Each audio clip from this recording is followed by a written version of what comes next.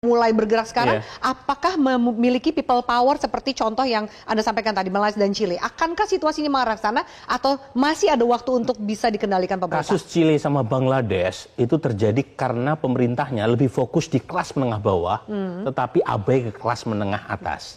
Terutama kelas menengah ini yang kelompok mahasiswa, kelompok yang masih middle rentan, class ini. ya, betul, middle class ini. Nah, di Indonesia itu memang ada respon, misalnya kasus UKT akan dinaikkan akibat efisiensi anggaran. Kan pemerintah buru-buru mengatakan enggak jadi naik. KIP kuliah tetap. Itu artinya ada kesadaran juga dari kalangan pemerintah, ini hati-hati sama kelas menengah. Kalau misalnya mereka tidak mendapatkan perhatian. Kalau misalnya bansos hanya untuk kelas menengah bawah saja. Tapi lagi-lagi itu kan solusi jangka pendek. Akarnya adalah ketika kelas menengah pendidikannya makin baik, ekspektasi kan naik. Isu-isu bukan hanya ekonomi loh, mereka juga kekritisan mereka juga naik kan? Naik. Makanya di situ, Kang Ferry penting ini untuk memberi semacam solusi apa nih? Karena sekarang kan kejadiannya di mana-mana, bukan hanya di Indonesia, terjadi satu pelambatan ekonomi dan pemerintah mau tidak mau harus mendengar kejadian ini, ditambah isu RUU TNI yang pro kontra. Masuk nanti revisi Undang-Undang Polri gitu, berikutnya. Kemudian macam-macam ya, yang kira-kira itu menambah amunisi kalau misalnya tidak segera dituntaskan. Oke, Kang Ferry bagaimana tanggapannya? Lalu kemudian ketika semua situasi hari ini kuncinya adalah di perbaikan ekonomi. Anda nggak percaya dan antara, situasi global juga nggak menentu, IHSG dan rupiah kita kian lemah. Lalu apa yang bisa dilakukan supaya minimal ada seperti niatan baik pemerintah untuk memperbaiki kinerja dan juga komunikasinya? Saya udah katakan berkali-kali ya, the root of all evil, dari bencana daripada kepercayaan yang jatuh kepada pemerintah ini ada dua, Mbak. Pertama adalah makan bergizi gratis. Yang kedua, dan antara. Mbak bayangkan, kalau makan bergizi gratis, itu katanya menurut Ketua BGN, kita perlu 25 triliun tiap bulan, berarti setahun 300 triliun. Itu fulusnya dari mana? Itu duitnya dari mana, Mbak? Kita nggak punya fiscal space lagi. Utang jatuh tempo 700-800 triliun, plus defisit 616,7 triliun. Ya, ini duitnya dari mana untuk mendanai program yang saya anggap pemborosan yang sangat dahsyat. Tapi Kepala Bappenas bilang MEG lebih penting daripada membuka lapangan kerja bagi masyarakat. Kalau menurut saya begini, itu salah satu cara untuk menghindari ketidaksanggupan menciptakan lapangan kerja, sementara makan bergizi gratis ini bisa dijalankan dengan gampang. Jadi untuk tidak sanggup mengusahakan yang agak susah, yang ada yang gampang aja, gitu loh. Kan ini kan koplaknomics namanya.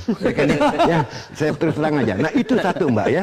Nah bayangkan, ya kan katanya makan bergizi gratis ini untuk mereka yang kurang gizi, ya kan 82 juta katanya ini sekolah akan di-cover semua. Sementara data statistik menunjukkan 7%, 7,1% dari total populasi yang memang memerlukan gizi buruk sekali. Berarti itu cuma 20 juta. Dan sekarang kok kenapa yang harus disuapin mulutnya 82 juta? Ya kan? Itu yang pertama. Yang kedua, saya bilang sebaiknya rasionalisasi. Rasionalisasi dengan sistem voucher, berikan kepada mereka-mereka di daerah-daerah tertinggal yang memang benar-benar membutuhkan, Mbak. Ya kan? Tapi yes. Kalau sekarang kayak Jakarta, Bandung, Semarang, Surabaya, basically mereka tidak kurang gizi. Terlalu butuh. Tidak butuh dan memang tidak juga kurang gizi gitu loh. Maka proyek yang sangat besar ini menimbulkan pertanyaan kepada masyarakat, ini proyek siapa? Proyek siapa ini? Nah, I don't know.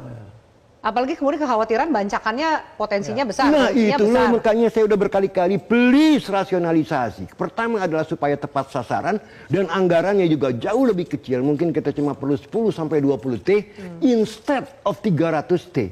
Ini kan pemborosan yang sangat dahsyat, Mbak. Yang kedua, yang saya khawatirkan, Mbak, ini ada satu yang orang lengah, yaitu sovereign rating kita. Seandainya ini downgrade, satu not saja, dolar bisa ke 20.000. Saya warning, hati-hati. Sebab apa? Bukan tidak mungkin. Tadi aja sudah muncul Moody's and Fitch memberikan warning. Dan antara ini hati-hati, sangat berbahaya. Dan tadi kita lihat dolar hampir saja ke 17.000 kalau tidak diinvestasi. Yang kedua, kembali lagi, ini udah sinyal, ya kan? Pertama adalah Morgan Stanley mendowngrade market kita. Kedua, Goldman Sachs. Nah ini saya yakin it will be leading ke arah downgrade dari sovereign rating kita. Kalau ini terjadi, ini bisa krisis loh, Mbak. It's a disaster. It is a disaster. Really, I'm not talking any nonsense. I'm not joking. I'm not scaring anyone. This will be the fact. Waktu indeks jatuh pun, saya sudah bilang, Begitu nama Danantara muncul, orang udah mulai curiga. Dibuanglah semua bank-bank sampai drop. Saya bilang, ini bentar lagi crash. 2 minggu sebelum crash. And it happened. Ya. I'm not talking Bahkan saat pengumuman kepengurusan juga IHSG sempat turun lagi. Exactly. Kembali lagi, kalau bicara Danantara, pertama adalah institutional platformnya salah. Kita tidak memerlukan satu super holding, yang kita perlukan ada SPV semacam ini. Yang lebih parah lagi, yang kedua adalah manpower. Ya kan, manpower ini kental politik sekali. Maaf aja, Rosan biar bagaimana tidak bisa melepaskan baju politiknya. Ya kan, seharusnya saya bilang kalau memang mau memperbaiki citra Danantara, orang-orang yang secara politik netral, dan itu masih banyak. Tapi kok kenapa nggak dipakai? Yang kedua ada conflicting juga loh sebetulnya. Rosan sebagai menteri investasi, sebagai regulator, dia juga sebagai operator. CEO, ini kan menjadi lucu gitu loh. Oke, lalu kalau kemudian MBG nggak mungkin mundur karena janji presiden, dan Danantara juga nggak mungkin mundur karena sudah diluncurkan seperti itu. Iya. Lalu bagaimana? Cari uangnya dari mana untuk menutup situasi ini? I don't know. Kalau ini nggak bisa dirubah, Mbak, I'm pretty sure of it's getting worse. Really, I'm not. Pemerintah kita ada antisipasi ketika situasi semakin memburuk. Saya kira gini, mana lucu kemarin tanggapan-tanggapannya seolah-olah ya bahwa alah gitu loh, saham jatuh yang penting harga pangan stabil ya kan. Padahal kalau saham jatuh, rupiah tergelincir, dolar, harga pangan pun bisa naik. Imported inflation, ya kan ya. Ini semua ada mekanisme hukum ekonominya gitu loh ya. Jadi ini yang saya rasa tidak disadari oleh pemangku kekuasaan. Dan ini sangat berbahaya. Poinnya memang harus ada orang yang berani ngomong bitter truth ke Presiden Prabowo. Jadi sejauh ini Anda melihat tidak ada orang yang berani mengungkapkan. Sebenarnya kita berharap Kang Ferry ya. Kenyataan pahit, ya kan Dewan Pakar TKN. Ya, saya ngomong apa adanya. Juga, responnya apa? Juga bukan di luar Dewan Pakar, di WA Group Dewan Pakar pun, saya ngomong apa adanya, walaupun saya banyak yang menentang. Karena saya pikir, what I'm talking about is based on fakta and logika. That's it. Kalau Anda punya tesis yang lain, silakan kita argue. Oke. Ternyata kan nggak punya tesis yang lainnya. Jadi saya nggak takut mengungkapkan. Tapi nggak ada solusinya dari situasi seperti ini. Sepertinya belum ada solusi yang bisa dilakukan. Minimal dalam jangka waktu terdekat kita bisa melihat ada geliat pemerintah untuk membenahi ini. Yang paling gampang sebetulnya bagaimana merasionalisasi MBG.